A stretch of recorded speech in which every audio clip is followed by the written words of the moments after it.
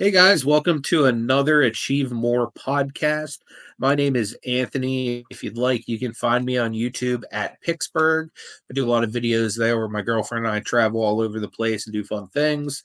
Also, the home of this podcast in video format where you can come and see how handsome Michael and I are, along with our guest today. So, if you want to see how handsome we are, you got to come over to Picksburgh because that's where I'm going to upload it in video format. And again, my co-host Michael over there at Huddle Card Collection does amazing sports card content for any sports fans out there. Make sure you go over to Michael's channel, check out Huddle Card Collection. He also does a weekly podcast called Collecting Profit every single Wednesday night at 10 p.m. Eastern Standard Time.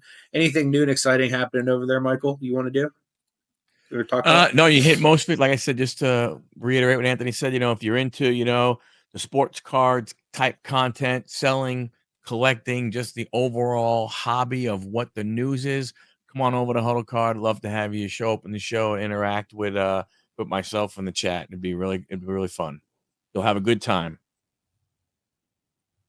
Yep, and his podcast is in live format, so you guys can actually ask questions and interact in real time, which is pretty cool. Every once in a while, we will schedule one of these for that format as well, but his is like that every week, so make sure you stop out on Wednesday evenings. But without further ado, super excited. We have Dr. Benjamin Ritter on the program today. We're going to talk about some really cool stuff. But more than anything, we're going to discuss becoming fearless in your life, your career, and in your health. But before we discuss those things, that's just a teaser for you. Dr. Benjamin, can you introduce yourself to the people that aren't familiar with you and anything you want to share? Would be great. Yeah, thank you so much for having me. And please call me Ben. Dr. Benjamin Ritter is just great for all that SEO loveliness. And so basically, right now, I help senior leaders and entrepreneurs become leaders within their careers. And very, very often, we hold ourselves back due to fear, due to limiting beliefs, due to a lack of clarity on what we want to achieve or who we are, or a belief in ourselves, or even just we haven't created an environment that actually serves us to work towards our goals. And so I work with leaders one-on-one. I also am a keynote speaker, traveled around the world, and gotten the chance to help inspire individuals to be more empowered and accountable within their careers. Very cool. That's really awesome, man. What made you want to get into that? Like, was this something that you had a struggle with originally, and you kind of figured it out, and you wanted to pay it forward, or that's a really awesome thing that you're doing. What sparked that coming on? Oh, I was like the perfect client for myself way back when. So basically, I do what I do today to prevent that from happening to anybody else. I was very resentful towards my employers, towards my job. I blamed them for how I felt.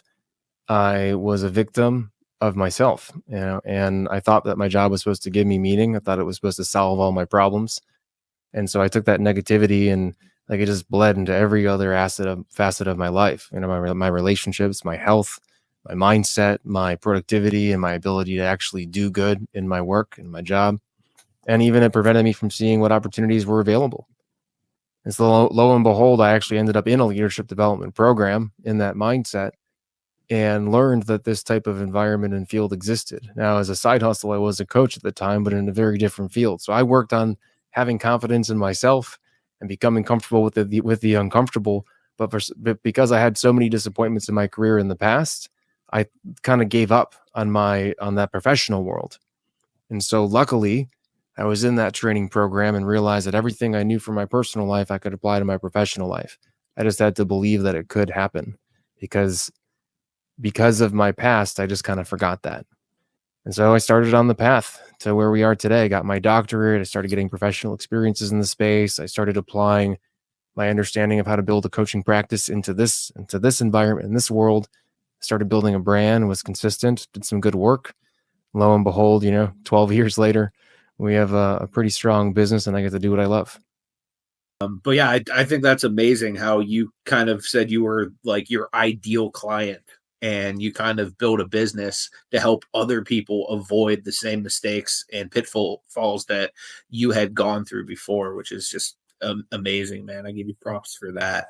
Um, what are some of the big pitfalls you find a lot of people, professionals, high level executives, are kind of dealing with, like more commonly that, you think, maybe some great tips around like how to overcome those type things that you think a lot of people might be dealing with on a broad scale?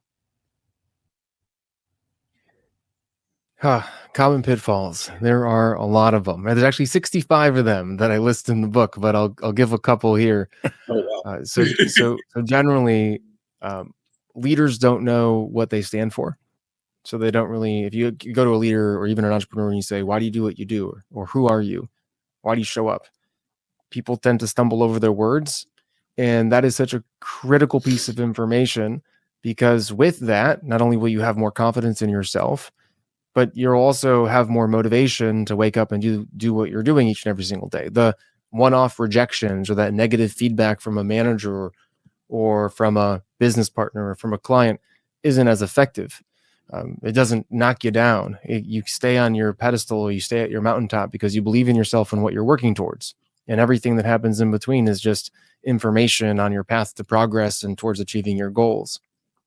And so there's that piece of clarity, which kind of hinted at goals. A lot of times we don't also define our goals. So we're waking up and just doing things to do them. And so we actually are active but not productive. And then one of the biggest mistakes too that we make is we don't believe in ourselves and we don't actually realize that if we don't think we have a certain skill, we can go learn it. We can listen to this podcast. I can't tell you how many executive leaders I've listened to that know that they want to learn something like how to give better presentations or how to get promoted or how to give feedback, yet they've never listened to a podcast or read a book on the topic. And then one of the biggest issues too is we don't create an environment to help us succeed. So we keep negative relationships around us. Yeah. We live in places that aren't really positive for us. We maybe we make it easy to have the bad habits that are holding us back from actually needing to grow and succeed in our lives. So is it are people more afraid of failing or are they afraid of succeeding that stops them from being fearless? Well, I can't judge anyone's fear. If someone might be afraid of succeeding because they don't know what's going to happen if they do succeed, things are going to change. Or they might be afraid of failing, which is then also the things that they want to change, I realize it maybe can't happen. So whatever that fear is, it's real to that person. But either or, for some reason, someone's belief is holding them back. They have some feelings, which is generally a like tightness of a chest, or they start sweating, or they have a hard time breathing. They're breathing really fast, and they label that. They think about that and label it as fear. So it could be fear of I'm afraid of if this doesn't work out, then who am I? Or that means I'm a failure. Or if it does work out, things are going to change and I'm not going to have time for my family. Or I don't want that level of attention because people are going to find out that I am a failure or that I'm a fake. Whatever that is, they're thinking about those feelings and labeling them that way into some sort of belief. So their belief is negative and doesn't serve them. When we become fearless, what we're really doing is reinterpreting those feelings and those thoughts and beliefs in a way that serves us. So every time you have that negative belief of, let's say, I'm afraid of becoming successful because people are going to find out that I am a fake. They're going to learn about all the things in my past, or people are finally going to know that I'm not truly who I say that I am. That is a belief that needs to be reframed to, when I finally become successful, it's because people actually are connecting to what I'm saying and believe that I'm making an impact for them. And the people that I don't connect with aren't going to care because they're not going to listen. And it's like being able to reinterpret those negative beliefs that we see as fear into those that are more self-serving. And way too often people get caught in the negative, the victim mindset, this isn't going to work out. They are generally making excuses to keep themselves safe. And so when we get to the heart of it, we have to first feel safe that we're going to be okay no matter what happens. And then we can start reinterpreting these beliefs so that they serve us and help us grow. I mean, that makes sense. I mean, you don't, not knowing necessarily what drives other people's fears is definitely, I mean, it's a challenge. I mean, I know, sometimes, again, you said, in work life and stuff, there are people that, they're not afraid, but they don't want all the other stuff that success brings of being, when being a leader. A lot of people don't like, hey, I like doing what I'm doing. Being a leader, all of a sudden there's a whole nother stack of stuff I have to do. And, I don't like, I don't want to do that kind of stuff. So makes sense. So on that note, because one of the biggest fears of moving forwards in an organization is that I'm not going to have time anymore, or I'm going to be too stressed, or look at my leader, look how burnt out they are. I don't want that to happen to me. And generally that fear occurs because that person had a really negative experience in the past. They had a moment where they were burnt out. They had a moment where their leader seemed like they were pulling the hair out of their head, that just couldn't manage the stress. They maybe have seen a friend have that happen to, where their family fall apart. And so they're living their career with this fear, with this belief that if you have more responsibility, if you have more seniority, these are the things that are going to happen. And when you recognize that, when you go, oh, I'm holding myself back because of these fears, then you actually have to do some very targeted work, either with a coach or with yourself, to change that belief. So an example would be go find executives, go find leaders that have boundaries. Go study books about how to create a work-life harmony so that you can have a productive family or personal life or side business while working as an executive. But if you all you have is that belief, and all you tell yourself is that belief over and over again, this is what happens. We get stuck in this cycle of fear. It just gets magnified because the thing that you focus on is the thing that's real.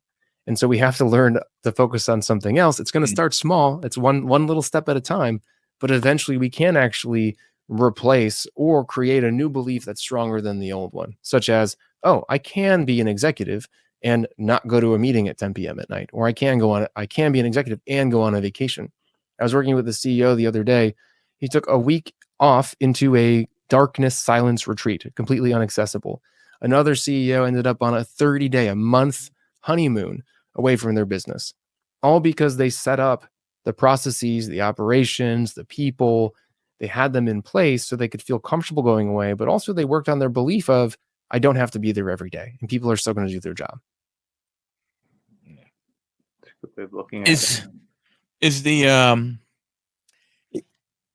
are there different I don't want, again, when you said fear is hard to go ahead and say, I guess, are there different thoughts from a generational standpoint, the older, leaders that you work with versus, the middle-aged ones versus, some of the younger leaders that are coming are there now?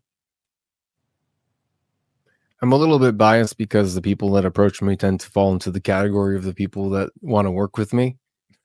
So I just work with all ages. And I mean, I've led some very large workshops for major organizations, and generally the people that are interested in personal and professional development or believe that it's possible are just people that have been brought up around it.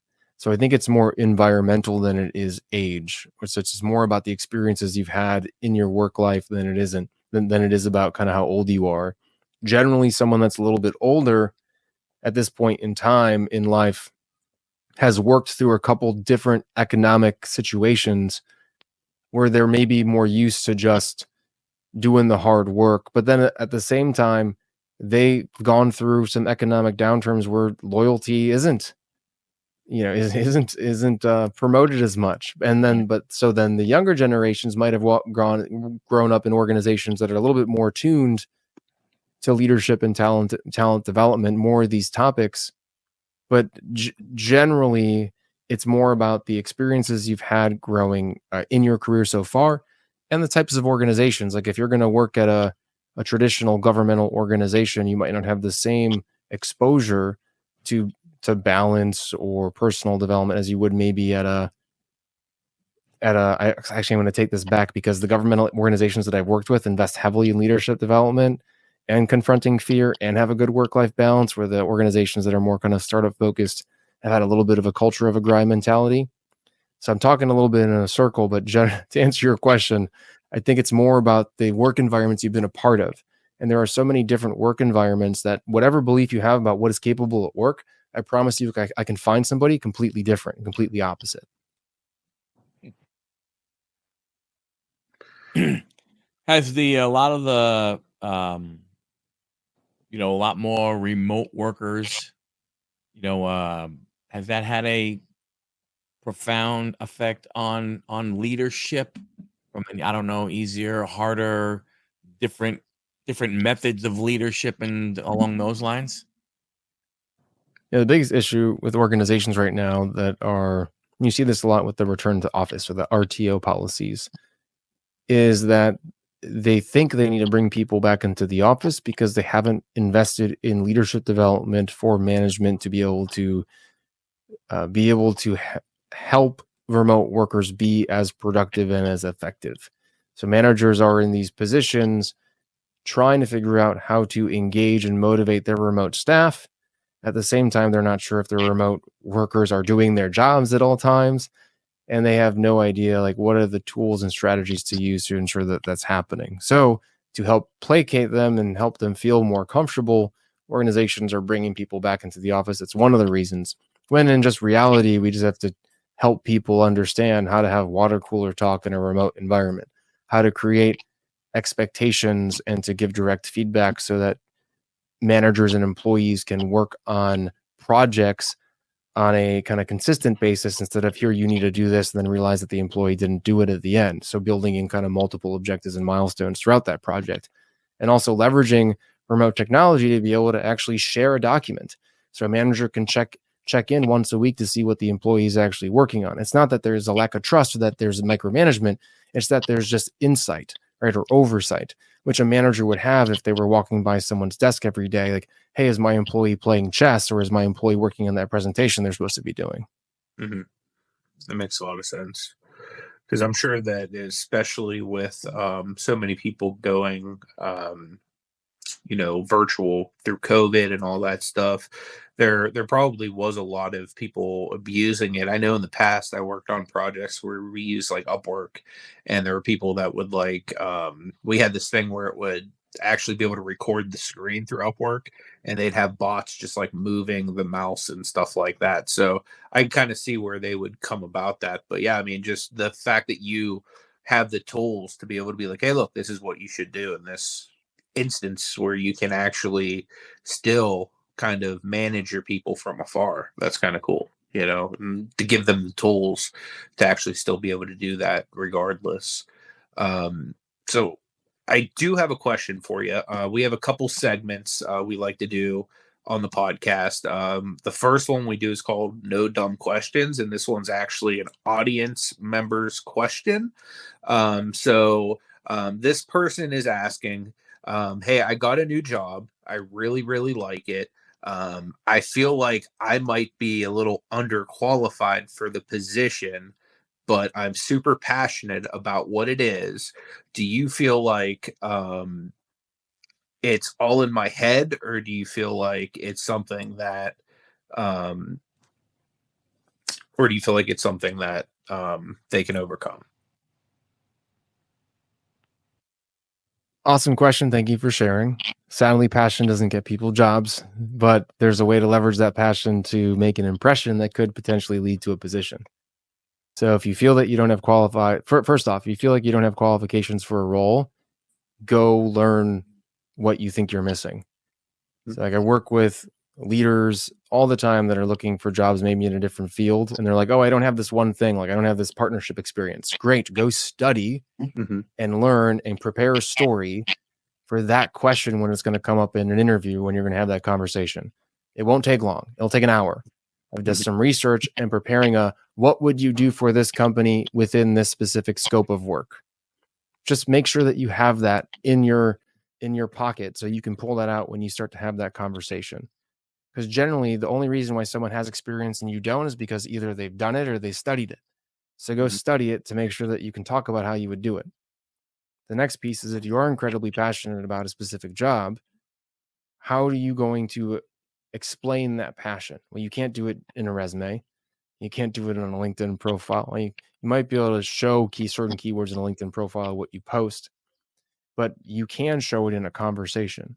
So your sole goal after you actually feel prepared to have a conversation around the role is to figure out who you need to talk to. Who's going to potentially be your boss, or who's the boss's boss, or who's someone that works in that organization that would be potentially at a peer level that you can reach out to and just say, "Wow, your organization, like I've read this book, I've listened to this podcast, I've I'm is super impressed. Do you have 15 minutes to just chat about what you do on a daily basis and just to introduce each other?" And then eventually you keep reaching out to these people. Eventually Mhm. someone's going to want to talk to you. And during that conversation, you have a chance to get curious about what they do for a living, who they are. And if you are curious, you ask them some questions and maybe you pull out that story that you've prepared about the industry or about that specific job. Then that person's going to probably say at the end of that conversation, "How can I help you?" And that's your opportunity to say, "Well, I mean, you've heard my background. I'd love to talk to XYZ at this company." Or who do you know at the company that I might align with that you think I could have another conversation with? And eventually you're going to talk to someone that's going to say, "You ever thought about working here?" Or you could say, "Hey, how do you hire people here?" Or, "Hey, how do you get a job at this organization?" And eventually those questions, that line of questioning and your curiosity and your passion will lead to an opportunity. And this is not, I'm not blowing smoke. 60 to 70% of new jobs are hired this way, are hired through conversations, or not posted on job boards. And as a way for you to Really? use your passion, yep, to use your passion to go get a job at an organization that maybe you're not fully qualified for. I never thought about that. Yeah. So many through word of mouth and people actually pursuing things they're passionate about. That's awesome. That's really cool. So there's probably people listening right now that never would have thought like, "Hey, I'm a big fan of the Pittsburgh Steelers. Let me go ahead and reach out and see if they have any jobs." You know what I mean? Next thing you know, they're probably selling stuff at the sideline store. That's really really cool. That's a good example. Let's say because sports is a super competitive industry. So Mhm. you think about this and say, my main goal is to get a job working for the Pittsburgh Steelers. Okay, that's your goal. Great. What do you need to be qualified to work for a job at Pittsburgh Steelers? So you need to be knowledgeable about the sports industry, probably. You need to figure out what type of job you want in that. So maybe it's marketing. Let's just say maybe it's sales, whatever it is. You need to then say, this is my main goal. What are the skills and competencies and relationships I need to get there? So all of a sudden now, every everything you listen to, everything you read, and the relationships and networking that you do needs to be related to the Pittsburgh Steelers or to that industry overall. And so you're going to start talking to people. Your first conversations are probably going to seem kind of pointless. You're going to just be like, you're going to be knowledgeable because you've listened to some podcasts, read some books, or read some stuff online. But generally, they're not going to be the people you have to talk to, but they're going to be the people that are willing to talk to you. And in Mhm. those conversations, you're building relationships. And then guess what? A month from then, you follow up with that relationship, and whatever takeaway that person gave you, you let them know that you followed up on it. And those are going to lead to new relationships. And maybe you know what, it leads to a part-time job or an internship, or maybe you actually do go work in the sales in the ticket booth for the Mhm. Pittsburgh Steelers, whatever it is to get you into that organization. And I promise you, in 6 months to a year, you keep doing that and you're consistent. And even if you start posting about the Pittsburgh Steelers on your social media, you're going to have enough relationships to get you a more higher level professional position within that organization or in a related organization. Maybe it's athletic training, maybe it is ticket sales, maybe it's apparel, maybe it's concessions, something that's related that's going to get you on the path to get that job that you truly care about at the Pittsburgh Steelers. But people tend to just be looking at that next job. How do I get that next job? That's my dream job. Well, that's not it. You have to think about the ladder, the path of your career. A career is a culmination of jobs. They all come together to eventually lead to something that maybe you're truly going to want to do. But then you also have to find enjoyment in each of those steps because it's ultimately leading you to that main goal. As you as you've worked with different organizations, or you've worked with different people, are there? I mean, do people know what their dream job is? Oh, a lot of people want to figure out their dream job, but have the wrong definition of what a dream job is. So because honestly, I love what I do, but work is still work, right? But I have to True. remind myself on a yeah, it's I I've had this argument. I don't know about y'all, but I sit down in front of people and I go, okay, like if you never had to work, like if you never really had to work, you never don't have to worry about money. Are you working as hard as you are right now? Are you doing the exact same thing that you're doing right now? So there is some component of like I've made a commitment to this lifestyle to earn a certain amount of money, doing something that I can figure out how to love or that I do love that aligns with my values. But it's still you still have to remember that this is a job. So dream job, still a job, can create fulfillment. Generally needs you to remind yourself that it's something that is fulfilling for you. Because there's going to be some things that you have to do that you might just not want to do all the time. So a dream job generally has some aspect of meaning to it. It's a component, and it's not all of it. Like job satisfaction is not just meaning and fulfillment, and what a lot of people try to tout. That's important. Like for me, one of my main values is health. So if I'm impacting professional development, helping people love their jobs a little bit more, helping leaders become better at their jobs and feel more confident and more skilled, that relates to health for me. That's my interpretation of that value. So that's how I see my job each and every single day. I have to make that connection. If I don't make that connection, I don't automatically feel my job as meaningful. So we tend to get lost in the day-to-day operations of our jobs. So we tend to forget why they're meaningful, which causes us to be dissatisfied. So dream job needs to have that meaning connection that you create. Someone doesn't give it to you, you create it. The other components of that dream job is actual work that you enjoy doing that energizes you. So a large portion of your job has to be work that you actually find either challenging, stimulating, or something that you actually feel that you're good at. If you don't feel that you're good at your job, you also generally can't feel that you're good at it, which is why when people start a new job, they don't feel good at or confident at, they start doubting themselves and it takes away from what that dream job is. You also need to work with people that you generally enjoy, or if you don't like people, don't work with anybody. Which is so because social relationships, our social environment is also important, which you've seen kind of this, you saw this 30-30-30 split with 30% of people could not work from home. They needed to be surrounded by people in an office. And it's like you also had the 30% that wanted more of a hybrid relationship. But all those work together to create a dream job. What are your values? What do you find meaningful? What is the things you actually like to do? And who do you like or how do you like to work with the people around you? And is there some sort of challenge or novelty or growth happening? I mean, this is anything. I have a client right now who's interested in conservation, insects. It's like everyone has a different thing that they're interested in, no matter what it is. And that person, because of how they grew up in their career and what they researched and what they were exposed to, for some reason, needs a job that's related to conservation and insects. Me, I could care less. I need a job that's related to leadership development, that's helping people grow, that has a lot of questions and listening and some aspect of creativity. So we're all different into what those components are. And we have to figure out a way to bring them to our job overall, or at least to understand what they even are to us, which takes a lot of questions and conversations and generally understanding your experiences from your past and applying them to your future. Right. Yeah. I did, I have younger. So here's the one from my leadership perspective. I have younger adults as children, and you know, we have this age, the younger group right now, where to them, texting someone is talking to someone. Mhm. How do you work with that younger generation to develop interpersonal skills when, to them, sitting here doing this, that's talking, from that standpoint. Well, I learned real fast because some of my clients are CEOs that CEOs, majority of them don't text, they call. And so if I want to communicate with an executive, I got to pick up the phone and dial it. And I don't care if you are if all you do is text to communicate. When you need to get something done, you'll learn that you got to pick up that phone and make a call. So part of this is just like, what do we allow people to get away with? And if someone doesn't want to make a phone, I mean, it doesn't help too that a lot of the tech support now, you can just kind of open up a chat window and talk to someone, even if it's an AI bot to get something done. But I think part of this is understanding if I'm a leader, if I'm going to move into a management position, I need to go through a leadership development program that tells me email is for information, a text message might be for immediate communication.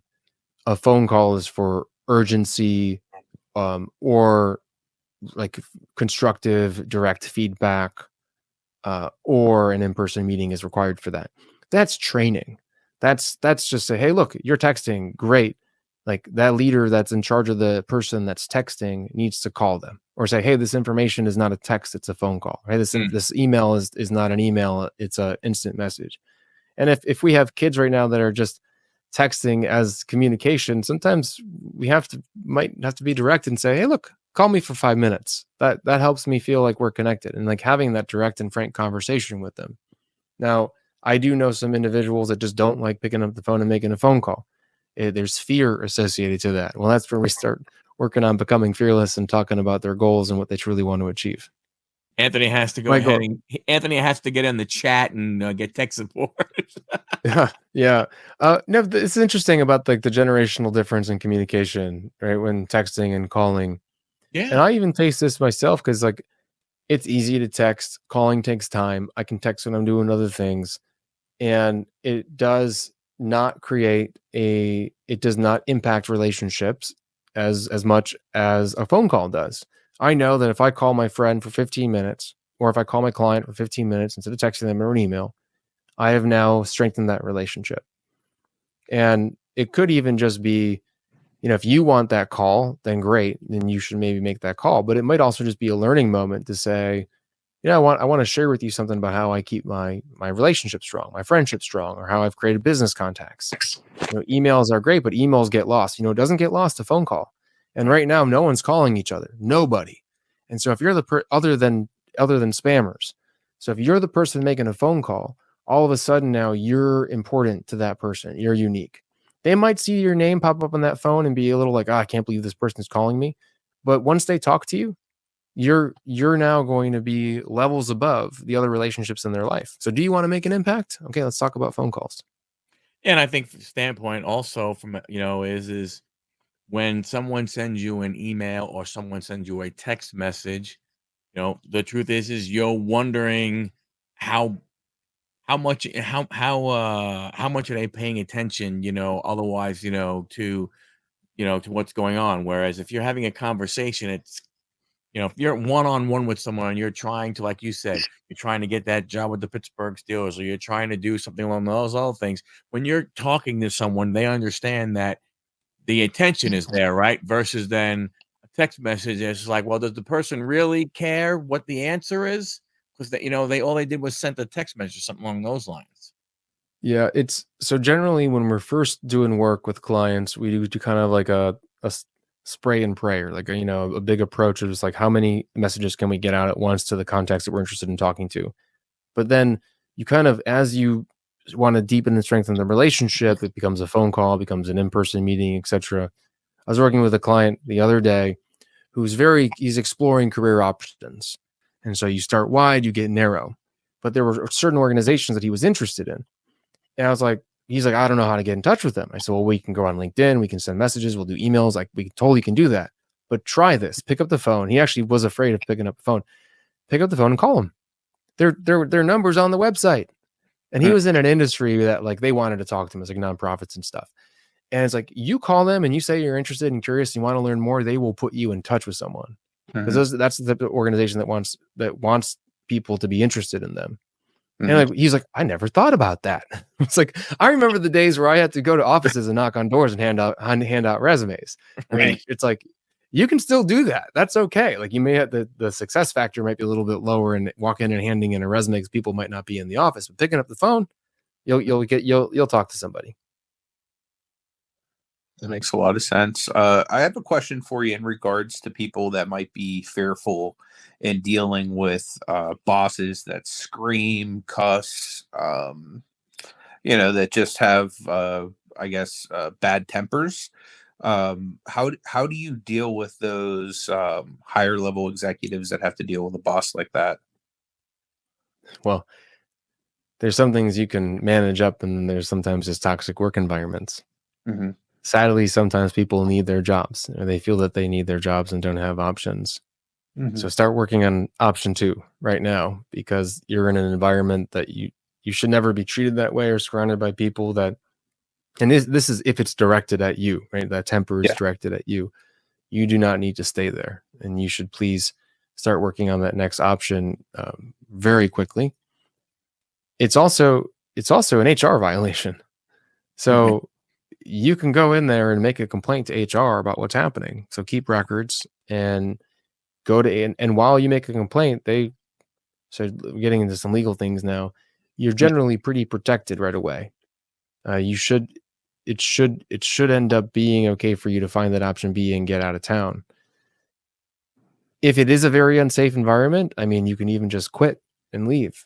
I mean, but if you really need to have that job and someone is swearing and yelling at you and they have a high temper and you think it's safe enough to manage up, then next time that happens when that person is swearing and yelling, you walk away, you don't feed it, you don't try to fight, you don't try to defend, and you come back when that person is calm. So on a normal day when that person isn't in the heat of emotion, and you say, "Hey, Anthony, yesterday when we were talking about that client, I know you didn't seem very happy, you seemed really frustrated.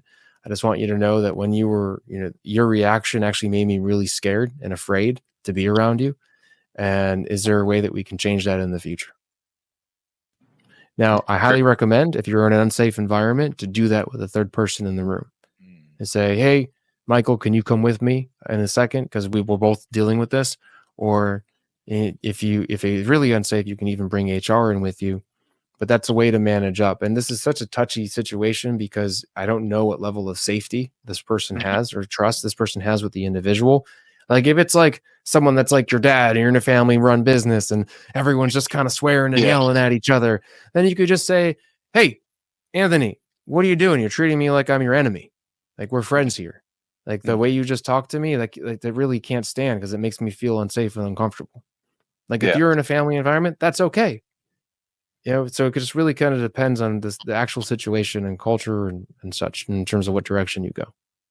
That makes a lot of sense.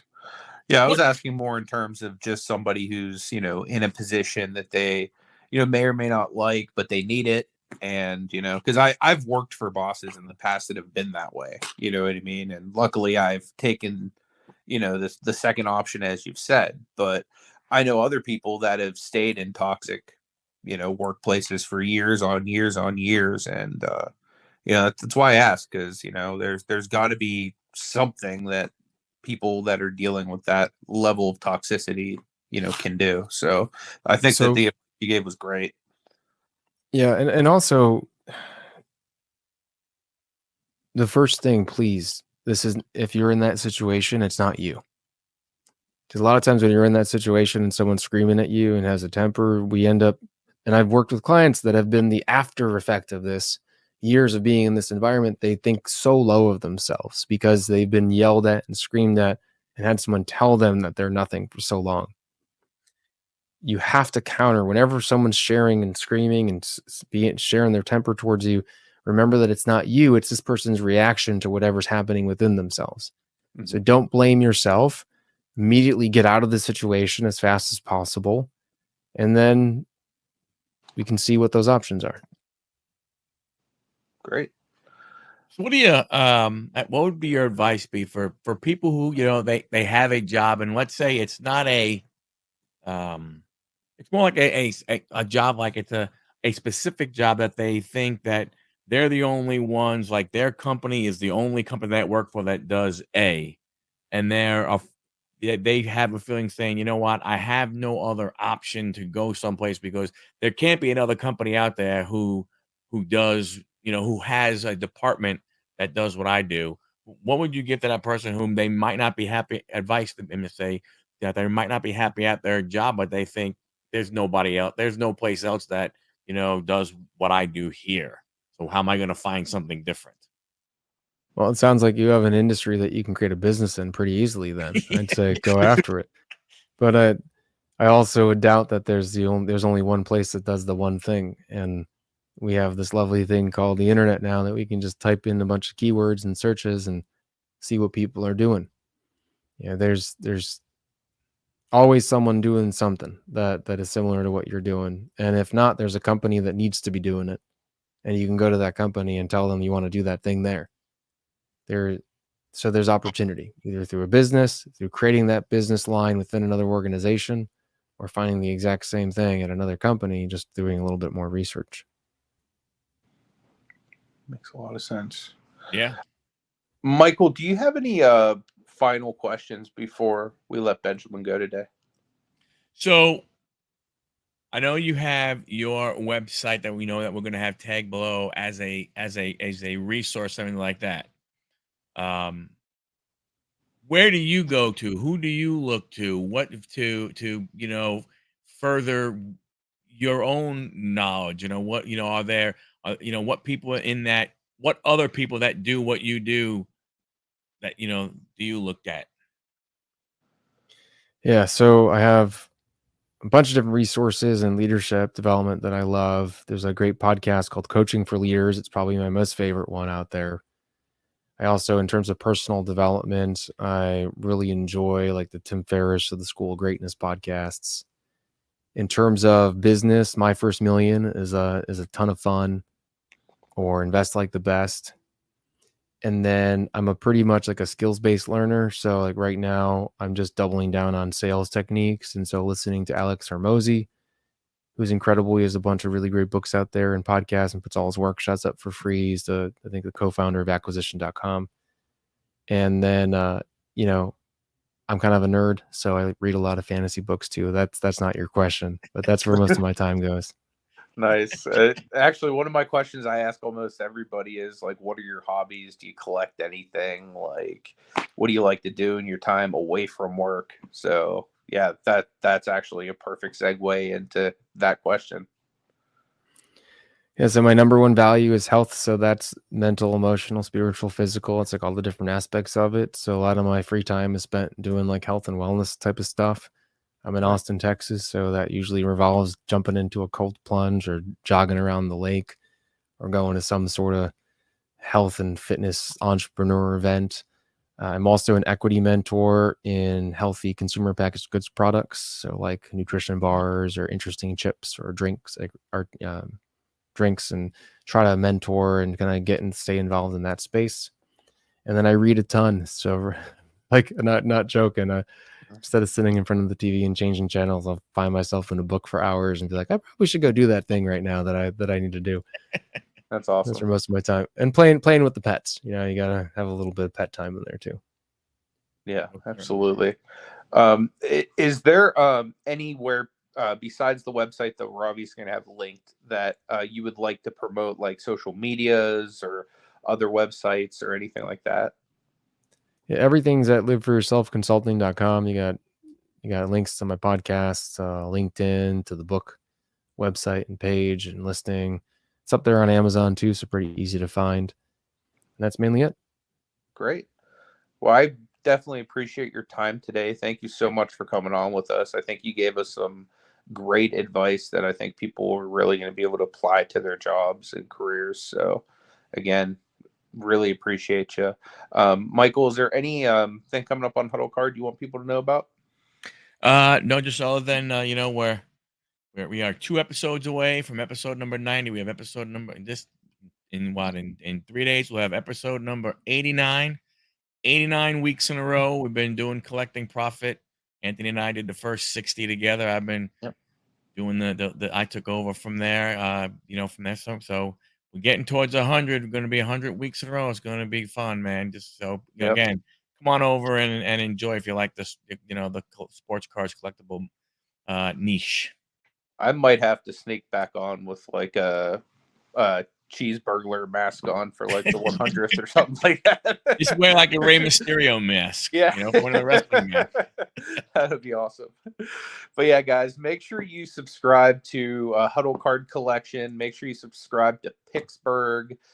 Make sure you also go over to Benjamin's website and check out all of his links as well. I'm going to have all that in the links on Spotify and on YouTube and any of the other places that this podcast posts.